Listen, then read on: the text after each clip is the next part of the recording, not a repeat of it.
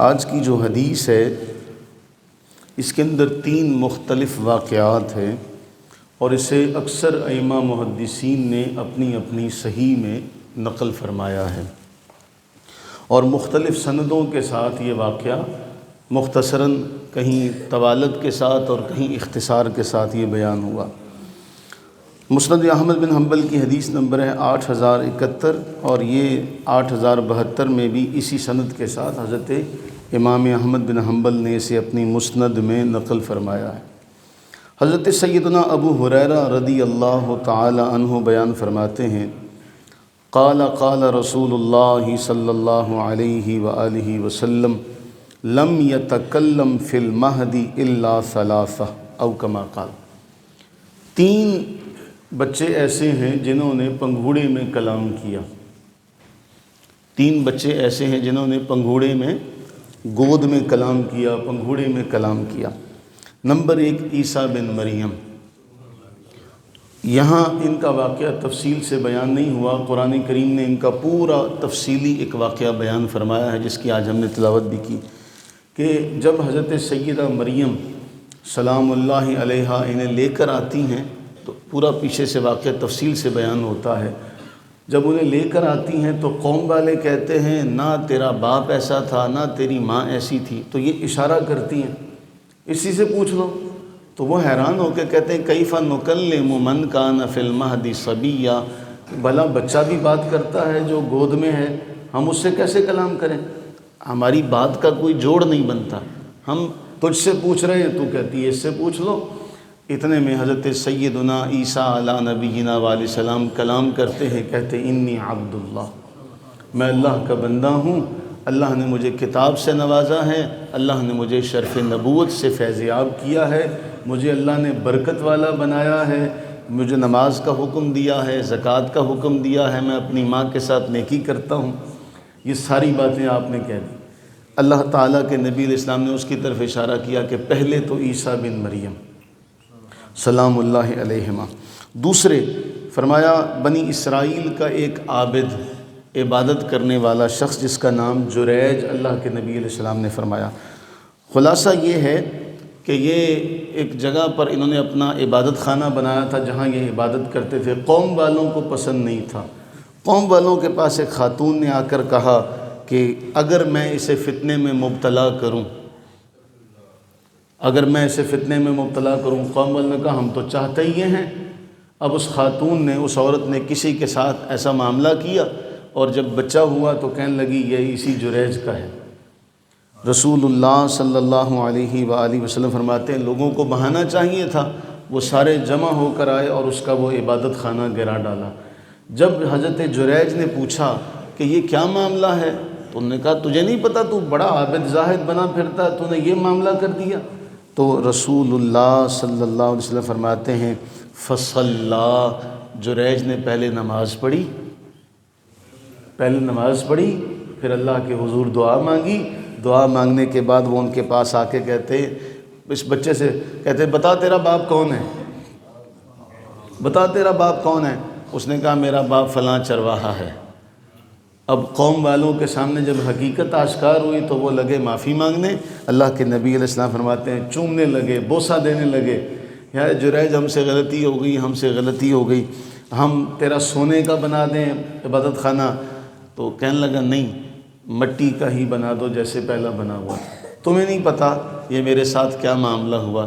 یہ دوسری سند کے ساتھ ذکر کیا، مجھے اس کی کوئی حاجت نہیں، مٹی کا بنا دو، لیکن میرے ساتھ یہ معاملہ اس لیے پیش آیا کہ میں نے اپنی ماں کی آواز پر لبیک نہیں کہا تھا۔ تیسرا، اللہ کے نبی علیہ السلام فرماتے ہیں کہ ایک عورت اپنے بچے کو دودھ پلا رہی تھی کہ اس دودھ پلانے کے دوران، اچھا اس میں رسول اللہ صلی اللہ علیہ وسلم نے اپنی انگلی مبارکہ سے اشارہ بھی کیا کہ کیسے دودھ پی رہا تھا بچہ۔ تو ایک سوار گزرا تو ماں کہنے لگی اللہ کرے میرا بچہ ایسا ہو، تو بچے نے فوراً ماں کا دودھ پینا چھوڑ کے کہنے لگا اللہ نہ کرے میں اس جیسا ہوں۔ ماں بڑا حیران ہوئی کہ یہ بھی کلام کرتا ہے۔ اس کے بعد پھر ایک لونڈی تھی جسے لوگ مار رہے تھے کہ اس نے چوری کی ہے، اس نے بدکاری کی ہے، تو ماں نے کہا اللہ کرے میرا بیٹا ایسا نہ ہو، تو اب بیٹے نے دودھ پینا چھوڑا اور کہا اللہ کرے تیرا بیٹا ایسا ہو۔ وہ بڑا حیران ہوئی، کہتی ہے کہ عجیب بات ہے کہ میں نے وہ گھڑ سوار دیکھا تو میں نے کہا ایسا ہو، تو تو نے کہہ دیا ایسا نہ ہو۔ تو وہ کہنے لگا ماں تجھے پتہ ہے یہ جو گھڑ سوار تھا یہ انتہائی ظالم ہے، انتہائی ظلم کرنے والا گنہگار آدمی ہے، دولت کا گھمنڈی ہے، تو چاہتی ہے کہ تیرا بیٹا ایسا بنے؟ تو میں نے دعا مانگی اللہ کرے تیرا بیٹا ایسا نہ ہو۔ پھر وہ جو خاتون تھی، جو لونڈی تھی، اس پر لوگ الزام لگا رہے تھے، نہ اس نے چوری کی تھی نہ اس نے بدکاری کی تھی، وہ بے گناہ جو ہے وہ مار کھا رہی تھی۔ تو میں نے کہا میں ایسا ہوں، تو نے کہا ایسا نہ ہو، میں نے کہا میں ایسا ہوں، یعنی کم از کم لوگ یہ کہتے ہیں کہ یہ چور ہے، یہ بدکار ہے، لیکن وہ اصل میں نہ چور ہے نہ بدکار ہے، تو میں اس نیک جیسا بننا چاہتا ہوں۔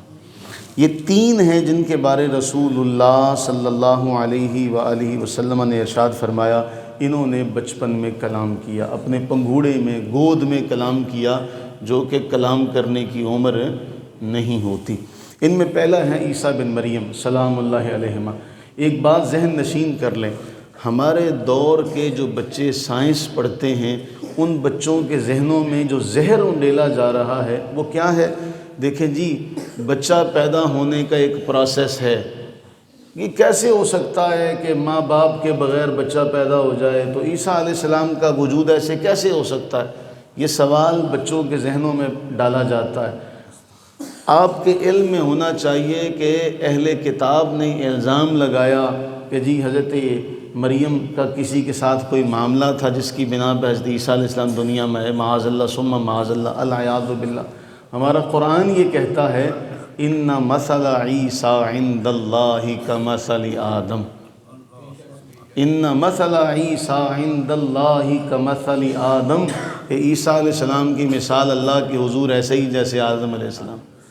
خلقہ من تراب، اللہ نے انہیں مٹی سے پیدا کر کے کہا کن فیکون، وہ بن گئے۔ تو اللہ نے عیسیٰ علیہ السلام کو بھی کن کے جیسا کہا۔